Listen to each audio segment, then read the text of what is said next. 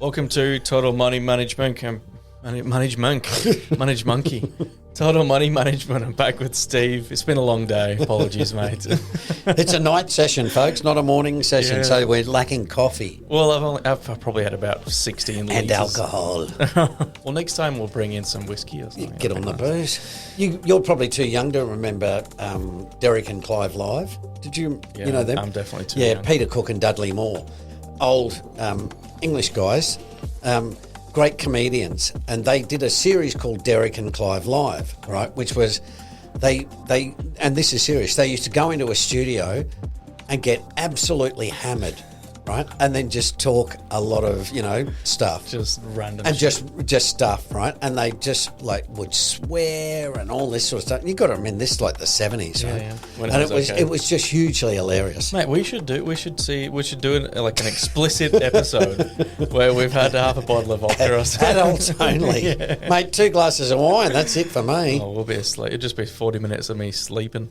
Anyway, we're covering April 7 to 11. Bit of a public announcement alert for those that are listening on Friday when this is launched. We're changing the release day to likely Tuesdays.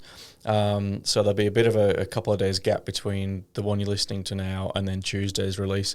And the reason we're doing that is so we can give you a little bit more relevant.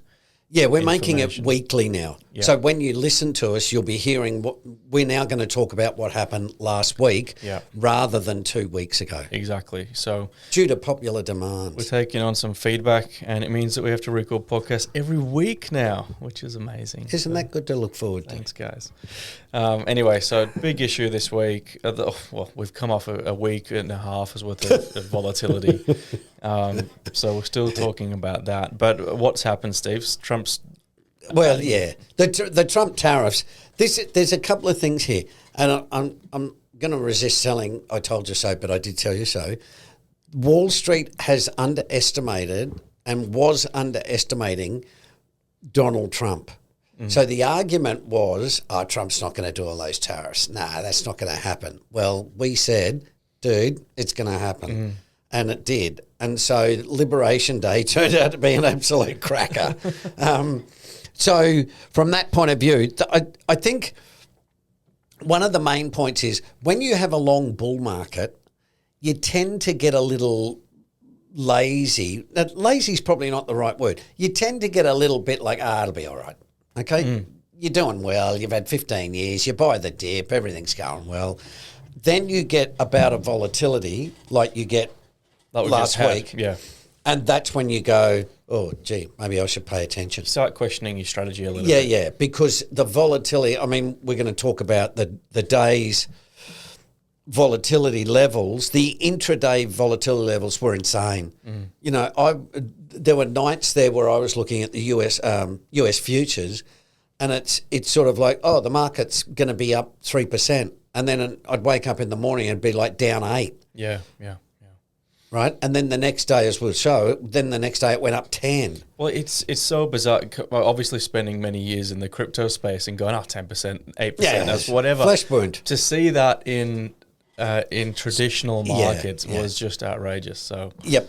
Yeah, it's pretty crazy, but it's important, and we're going to talk a little bit later, folks, about those aspects of volatility, because it is something, I said to a couple of fellas today, actually, or maybe yesterday, the volatility you saw last week, you don't see that often, right? Thank God, because you'd have a heart attack. Yeah. But it's a really good exercise in understanding how markets can change so quickly. Yeah, well, we'll talk about it later, but there's the 10 best days myth, and absolutely, which we'll get into. It's quite an interesting one, so stick around for that one. Yep. Who have we got here? Wayne, I can't even say his surname. Himmelsign. And he's basically just talking about unfavourable times, minimising drawdowns. Yep. It's just, what's the theory there? Focuses our point on don't lose money. Yeah. Right? Minimise drawdowns during unfavourable times, right? Now, that goes completely against what all the general advice, which is, Jacob, you just got to cop these drawdowns, right? And our argument is, no, you don't. There's we've talked to the subscription folks about hedging, right, about how to use hedging to, nullify these big drawdowns. And it's not really hard to do. It's just most people are not aware of it because we're all sort of long only, right? Yeah. We're all thinking, oh, well, the market just goes up most of the time. Well, we're so extremist. It's either people want to make a bank out of being long or they want to make a bank out of being short. Yeah. And it's like, no, hold on a minute. You can mix them. Yeah, or if you just go a few months without losing any money, Yep. then you can make some big moves for years to Yeah, come. yeah. So, Absolutely. Monday, we've got the ASX plunging. I think most importantly, what people are feeling is the currency. So the currency got down to about 60, I think. well, I mean, looking at it from I'm English and a UK perspective, it's 48 cents to the pound. Is that 48? God, it was Yeah. about 55. It's shocking. So my mum's actually sending me a bunch of money away and just keeping it in an Aussie account for when it goes back up again. Yeah. But it's true. It does have quite a swing. But that was our last Monday. The ASX plunges more than 6%. Yeah. That's when you think about finance theory. This is a little technical. The efficient market hypothesis, right, which is what is used in the finance field, what they do is say, 6% up or down, 1 in a million, right? 1 in 5 million. And then you get it like every 2 years, Every right? 10 And it's a years bit like, there's a guys, that's GFC. a little bit more than 1 in, 2 million. So it's really important to understand how the volatility works and just be aware of it and how to deal with it. Yeah, I mean, you could wake up in the morning, the ASX is down 6 and then it's back up 2 or Yeah. So it's actually going or down it closes. There was one day there where the ASX closed. It started off, and it might have been this day, I'm not sure, but it was, it was down 6 and by the end of the day it was actually down 2, which means if you'd have bought in the morning, you'd have actually made 4% that day, Yeah. Barring your other portfolio. Yeah, and it's obviously it's mapping quite closely to the US market as well. Yeah, so depending on what that's doing. That's why we talked about, Jacob, in diversification. The session we do on diversification about when the US gets highly volatile, everybody else does. And there's the old saying of when shit hits the fan, everything correlates to one, right? In other words, when the US packs it in, everybody packs it in. Yeah. And that's exactly what happened last week, right? Everybody was just going, what do we do, right? There's people with margin debt. They're going, well, now do we pay the debt? Maybe we should sell some more because it's going to be more volatile. Yeah. So maybe we're better off, selling the shares at $1 than tomorrow selling them, being a forced seller at 87 cents. Yeah, I mean, there's only so much more cash you can feed into it to keep yourself from being called. Yep. And that's the problem with margin, right? When these big volatile days are the days where they go, oh man, this is really hurting. Yeah. Right. Well, at the end of the day, it balances itself. As we will talk about, the big days are followed by large down days. Yeah. But if you can't hold on, Yeah. you're screwed. Well, if you don't know that, right, and it sort of over the last, the Great Depression, the .com and the GFC, as we've shown the subscribers, you look at the decline and you see these really big up days, but they're in a bear market overall. But if you don't know that history, you just get caught in the moment. Oh, it's a wild ride as well. Well, yeah. See, when humans, our brains are prediction machines, right? And so when you get a lot of volatility and you get struck by the fear, what I try to explain to people is what happens is your time frame compresses down to the here and now. So, you get up, the ASX opens up 6% lower, right? So you immediately go, Jesus, what's going on here? You're not saying to yourself, I wonder what I'll be doing next week.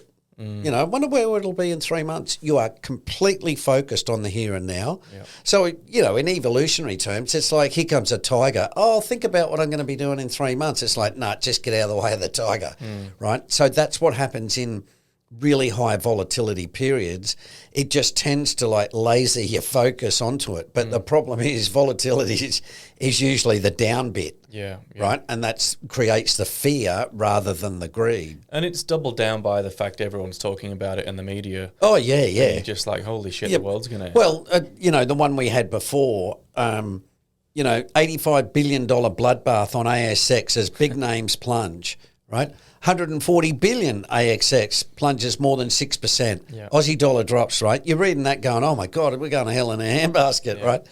And that's what happens. That then rushes through Asia. That's really bad. It opens up in the UK and Europe about 5 o'clock Australian time. They get smashed, right? Then it goes to the US at about 11 or midnight. They get smashed, right? And it just echoes right through. Yeah. Oh, and then it gets to the end of it and people are like, oh, should we get back in? Should we not get back in? That's what I mean. You get riddled with, oh, should I hedge? Yeah. And it's like, too late, dude. Late, you should have hedged yesterday, right? Well, you actually made a good, on Monday's coaching call for the Well 2 members, you actually made a good comment that I haven't thought about, which was when people are thinking about hedging now and it's likely too late unless it's a longer play. Yeah. That's why you've got to have a strategy, right? Yeah. Because you've got to be able to say, I get it, yep, that's cool, I've got cash, or, I'm a long-term investor or whatever it is. And it's like, there's a study, I can't remember, it was in one of Daniel Kahneman's books, and he said, people buy flood insurance after the flood. I think it was travel insurance after 9/11, right, when the planes. Everybody decided that they wanted to drive by car. Car accidents went through the roof. Car insurance went through the roof. And it was all like, but it's too late. You should have had it, before 9/11. So it's just human nature. Reactive, hey? Yeah. Well, everything's going fine. Well, the last thing you're thinking is, oh, what if something really bad happens? Well, you can't really prepare for it anyway. Yeah, if I started hedging 5 years ago, I'd have lost a bunch of money. That's exactly right. You get 1 week of fame. Yeah, literally. Well, and even it's if fun you look to be at a bear, isn't it? Well, even if you look at the week, I think it ended up higher. Yeah, Right? So you sort of look at it and go, man, I did all...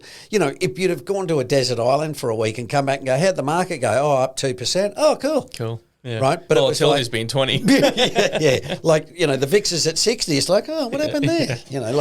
Bit of volatility, lads. Let's talk about Trump for a change. So he's put more tariffs on China. What are they, 200% now? Today is... What day are we? Wednesday. Yep. Today is 200 this afternoon, which the Aussie market wasn't doing too bad, and then it dropped a lot, and then it went negative. And that was because Trump came out and said tariffs on China are now 235%. Right, and then the futures went down and the Aussie and the futures tanked and everyone went sell. So, this is what you get and what we've been talking about with the volatility, right? This is how it eats away at your returns. Yeah, and I mean, you keep talking about it. We keep talking about it. The volatility is not going to go away anytime soon. I don't think so, no. It's going to be set in for a bit. Well, yeah, Trump said the 10% tariffs across the board for 90 days. Now, I suspect in 70 days, everyone's going to be going, okay, what are we doing now? What are we doing now? Yeah, we saw what happened last time. Yeah, that's right, because he might come out and go, no, it's, 55%. Or it could be, no, we won't have any tariffs. Well, you think about it that way. If he says there's no tariffs, guess where the market's going? Yeah, and if absolutely. he says there is tariffs, guess where the market's going? So, well, I suspect he'll be... Well, this is where it gets a bit tricky, but I think what you'll find is we're going to have, and this is, what we've been talking about for 18 months with the new normal. Yeah. Right? The old world is dead. Globalization's over. Stop thinking that we're going to be friends, because it's not going to happen. What we're doing is and Trump, actually it's the next slide, I think. Yeah, Trump again today came out last night, US time, and said, well, countries are going to have to choose the US or China. Yeah, right. I think you said that in the last podcast. That's what I mean. So, this is what I'm saying here. And as we said on Monday night, Australia will choose the US. And that's a problem because we sell lots of stuff to China. What makes you so confident that they'll choose the US? It's the same culture, mate. So, we're under the US's military umbrella, right? It's debatable, but the argument is we're the US number one ally, right? So we tag along to the Iraq War, the Vietnam War. They go to war, we're off. We go with them, right? Yeah. That's the quid pro quo for protection against hostilities in our region. Now, the number one hostility is China. Yeah. Right. So the idea is we say to the US, all right, we'll support what your geopolitical objectives, and if Donald Trump said, listen, no more iron ore to China, we'd have to say, all right, well, give us 12 months and we'll work something out. Right? Because that's the world we're getting to. Right. And I know a lot of people think and say, oh, that's BS. But I'm telling you, why would Donald Trump say to us, look, no, look, you guys help yourselves with your exports to China. Don't worry about us, but we'll send over the jets and the planes to protect you if China turns bad. I mean, that's what he's saying to Europe. He's saying to Europe, you guys have got the benefit of military protection from America, but you're all running off and dealing with China. Well, Trump is saying, choose. It's either us or them. Take your pick. Yeah. Now, a lot of people think that they'll choose China, but it's not. It's not that simple from a trade relationship perspective. Yeah, but it's not that simple. No. China. China runs a trade surplus, and the US went from being the world's biggest creditor, right, to being the world's biggest debtor in around the 1980s. So when this period of globalisation came, right? Now, the reason why is simple. The biggest country, the richest country, where do you sell your stuff? The most liquid. You sell it to America, right? So America's been the biggest debtor in the world for the last 45 years.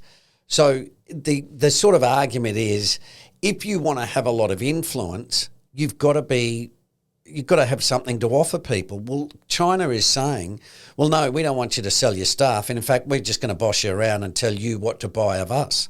Right? So in that way, Trump is becoming more Chinese by saying, well, no, we're going to start telling you guys, we're back running the show. Yeah, well, China's, it seems like they choose what can be bought and sold, and they often pick their own companies. Absolutely. Within China. Well, now all the US companies are getting killed in China, right? Why? Because the Chinese, like we said a few weeks ago, the Chinese have said to people, we think you should buy a Huawei phone rather than an Apple phone. Yeah. Right? And, you buy an Apple phone, you find out there's no support for it, right? Well, why would you buy an Apple phone? Yeah. Be a good Chinese and buy the local brand, hey? Yeah. And they're quite nationalistic. Yeah. So that's the way it works. That's why I say there's a lot of companies there going, holy hell, how do we get out of this? Yeah, well, there's jumbo jets with iPhones Absolutely. Traveling back to... Absolutely. That's what I mean. This is the stuff where Wall Street got caught with their pants down because they were like, Donald Trump won't do that. And it's like, you guys got no idea about politics. See, because they just think it's completely about money. And even now, on Twitter or on X, there's heaps of Americans going, this is bullshit. We want free trade and all this sort of stuff. And, and the argument I would put to them is this. Okay, so you guys are happy with China running your military? Oh, they're not running our military. Mate, your stuff gets produced in China and processed in China and then sent back to you. So if they cut you off, guess what, fellas? You can't make your own military stuff. Now, that's when people might go, oh, well, that's a little bit different, right? But that's the national security argument, which is what Trump's talking about. Yeah, it's not just about how much cash they can make. It's not just about, I want to buy cheap T-shirts. It's like, okay, but the problem is we're now, we've now got our military exposed and we're completely reliant on other countries for a whole raft of things, right? And that's what COVID brought out. When they said, Jesus, we don't even make our own masks. Hand sanitizers. Absolutely. That's what I mean. Everybody was sitting there sweating on China. Yeah. Yeah. Right? And from a national security point of view, you have to review your operations and say, well, how do we get around this? I'll tell you how you get around it. You say to companies, right, come back here and start building stuff. Incentivize it. Well, and then Biden did that. Absolutely. Because it's a more hostile world now. And that's what markets didn't see. And that's why Liberation Day took off, right? Because they went, holy shit, he's doing this. Yeah, well, they just did this. The markets were not looking. Yeah. We're just making money and we'll react like they usually do. Yeah, he won't do it because finance is really important. And it's like, but power's a lot more important than finance. Wall Street get caught with their pants down every 10 years or so. Yeah. Let's keep talking about volatility then. So while we'll talk about this, and then maybe we'll cover the slide on the coaching call. From the coaching call, which I think is quite interesting. So the wild swings can be obviously super debilitating. The highlighted one here, which you might not be able to see on the camera, is the Trump tariff 10.8% down day, and it's just under the two financial crisis from November and October 2008. So it's a big day. Yeah, absolutely. That's what I mean. You don't get to see this sort of volatility we had last week. You don't get to see that often. No. Well, last one was 2008, and then before that, 2002, I think. Yep. And then the top one, of course, is the old 1987. Right. But that's they're the intraday gyrations. So in other words, these are the swings during the day. It was just, I mean, you saw it, you're just looking at it going, man, this is wild. I'm down, I'm up. Right? Yeah. It's like, this is great. Oh, it's terrible. No, it's great again. And as I say, if you're an inexperienced investor, you're sitting there going, well, do I buy something? Do I sell something? Well, what do I do? We had more people reach out to us in that week than ever before. Just like, oh, shit, guys, I don't know what to do. Yeah. Well, it's look, I can tell you as a young investor, it is really frightening, because you tend to, again, I'm not blasé about it, but I'm a bit like, because I've been doing it for 25 years. But if you've been doing it for 25 months, in a bull market, right, where you're thinking, oh, this is all really cool. Yeah, this works really well. These strategies are great. Holy hell, right? That's what freaks you out. Yeah. And as I said, if you don't understand how that affects your position and your brain, and that's why we talk about emotions and stuff, right? Because that's what as I say, you get so fixated on the moment, everything else falls in by the wayside. Like, you don't think to yourself, man, this is a great buying opportunity. It'll be fantastic in 12 months. You're looking at it going, this is horrible, right? And that's the issue with it. Yeah. And I know people personally that bought on the down days and then sold on the up days, and then they were nowhere. Yeah. But there's no strategy. It's just buy and sell based on emotion. It's even worse, Jacob. A lot of people buy at the end of the day when it's fallen, they go short. After it's fallen 12%, they get up the next day and it's gone up 12%. Yeah. So then they try to sell, and then you just keep you're always running behind it by a day. So it's gone down. Oh, I should sell. You sell, and then the bloody thing goes back up again, right?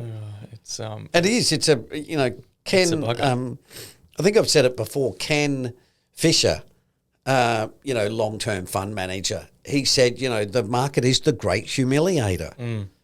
Right? It humiliates you. And a lot of it is because of the emotional reactions that you have.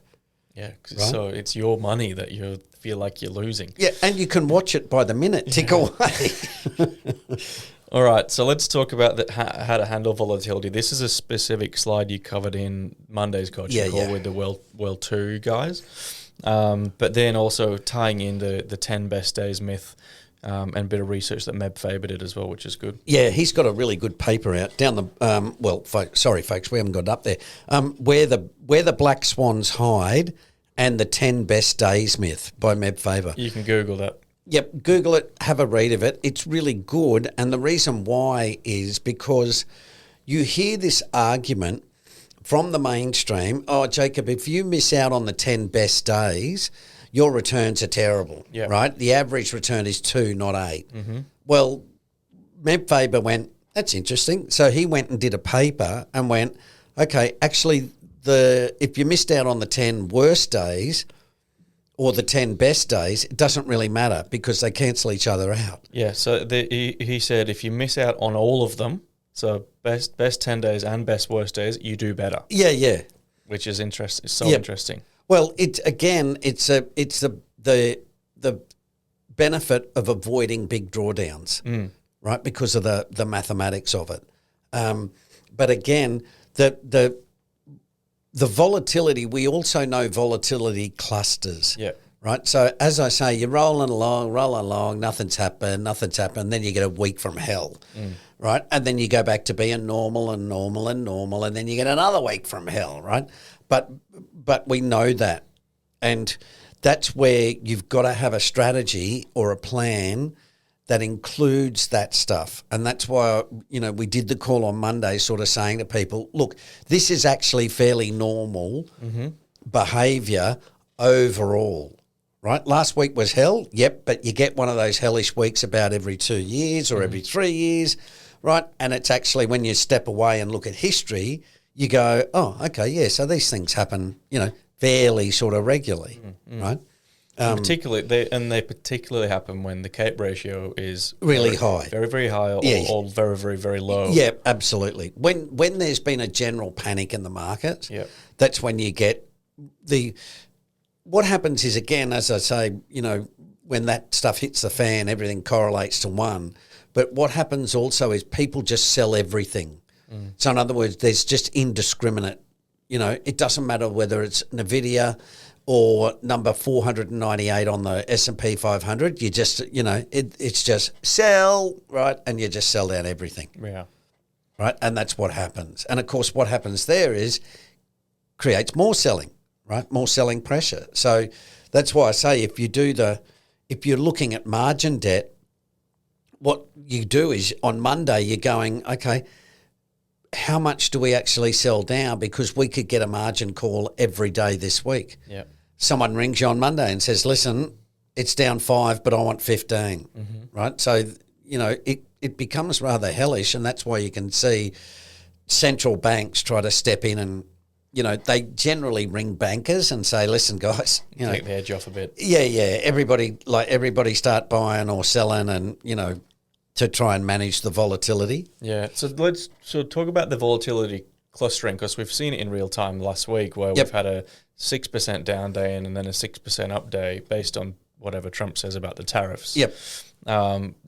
As we're talking now, and he's increased the tariff in China again, the futures are looking like they're down another 1.5% or so. So again, but he might remove that the day after, and it goes up 1.5. That's exactly right. They often stick really close to each other, right? Yep. And that's if you have a look, we've got an example here, and I'll just run through it because it's really interesting. Forgive me if I said this before, but in the Great Depression, the dot-com bubble, and 2007 GFC, you saw the same volatility with the bear market rallies, right? And we've spoken about that the last couple of weeks, right? So let me just give you, and it won't be in order, the 2020 was COVID, right? February and March were nightmare months, right? Yeah. Now, March the 16th, this is the US, it went down 12%, right? On March the 12th, which was obviously 3 days beforehand, 4 days beforehand, it went down 9.5%, okay? On the 9th of the 3rd, which is 3 days again before that, it went down 7.6. So from the 9th of the 3rd, 9, 7 is 16, that's 1 week, it went down 7.6, 9.5 and 12, right? That's the worst days. Now, I can tell you on those days, like last week, you want to vomit and kill yourself, right? Now, here's the flip side.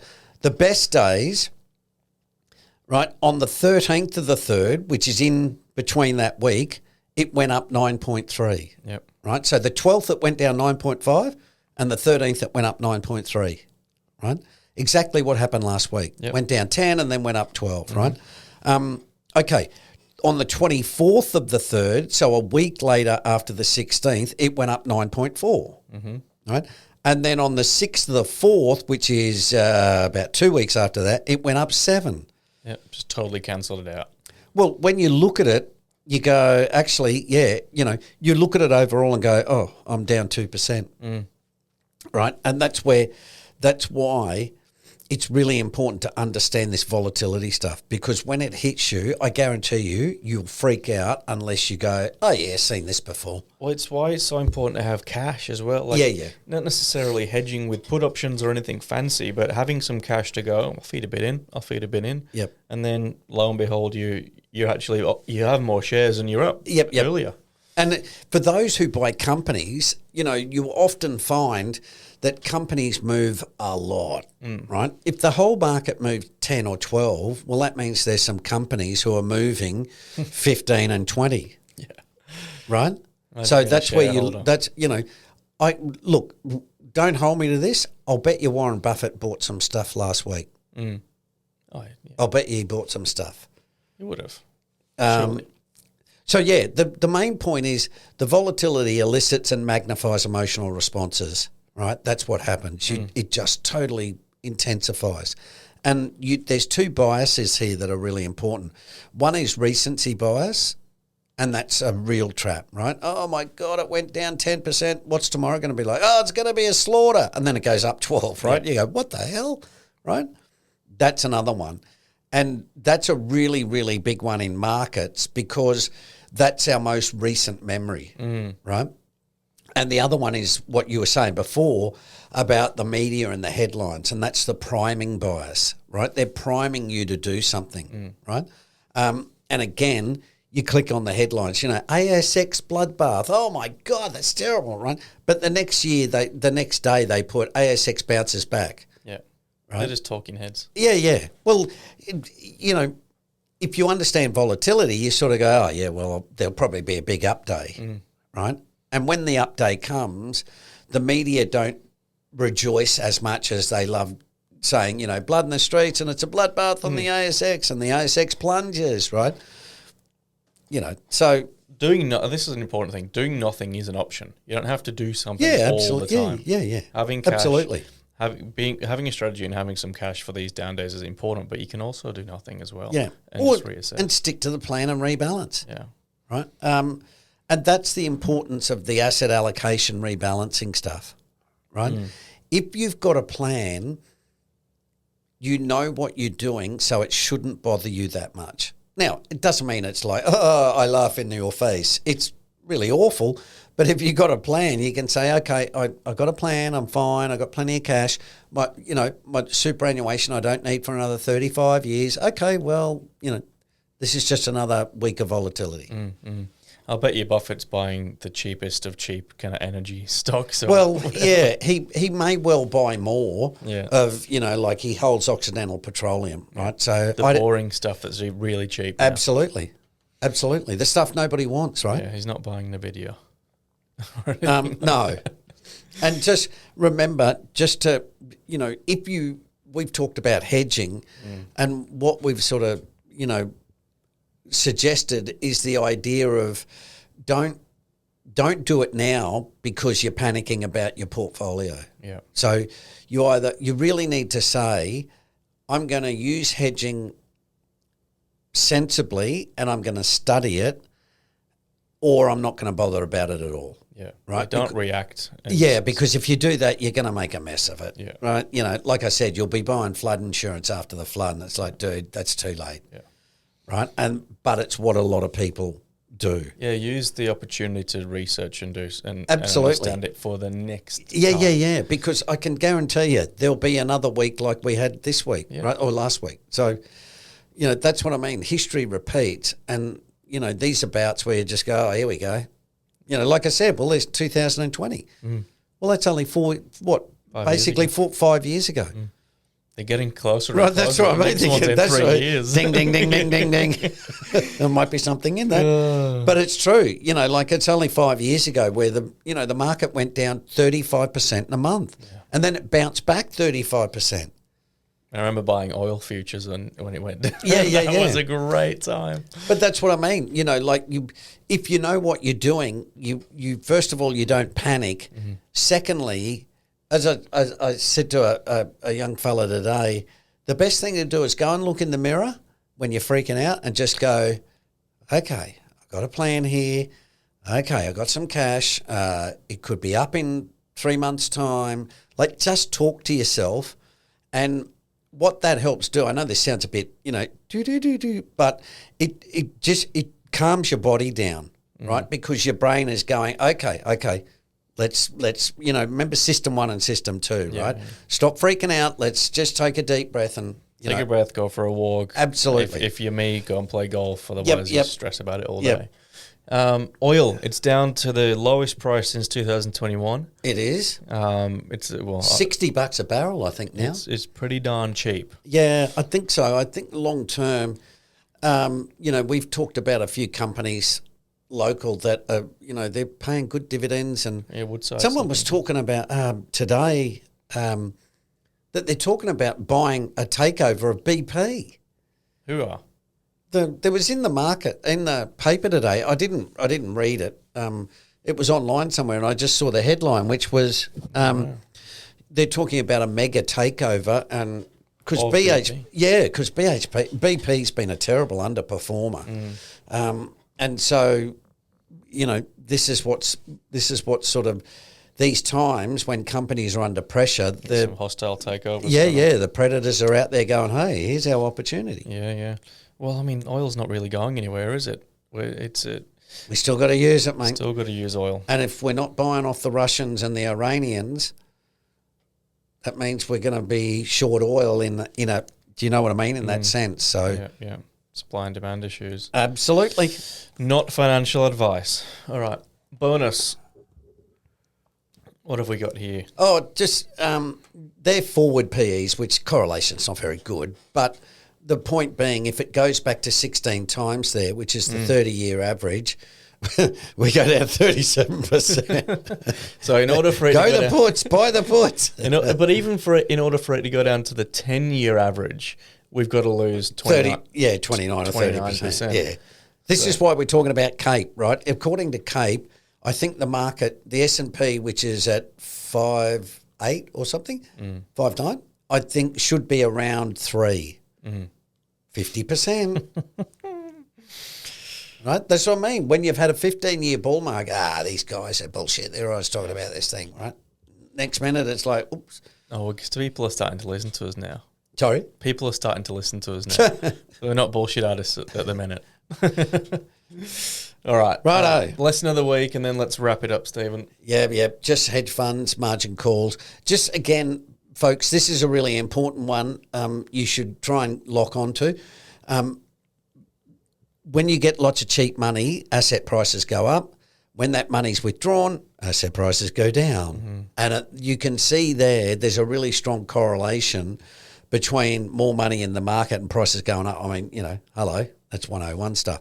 What I'm saying is when the margin debt starts falling, as in people go, you know what, let's just not margin this month, right? What that does is it pulls prices down because you lose the momentum of people wanting a bit FOMO stuff, right?